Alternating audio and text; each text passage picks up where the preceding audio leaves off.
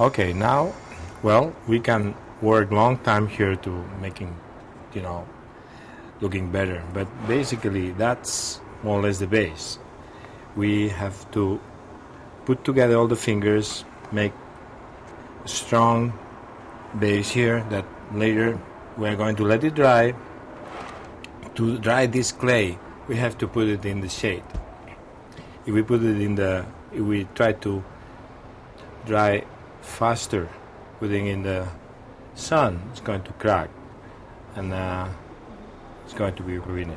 The best is in the shade, and it takes approximately 4 days, 5 days, depends of the thickness.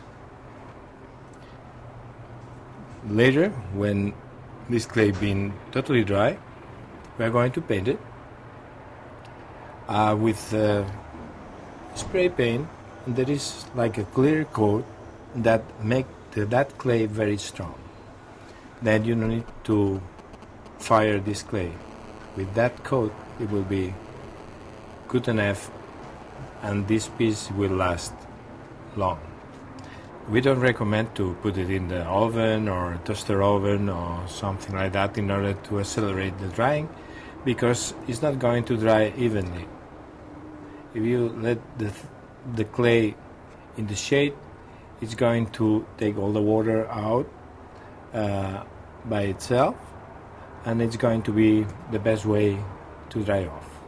And after that, we can use spray paint to make the finishing we want. It's more or less the tip.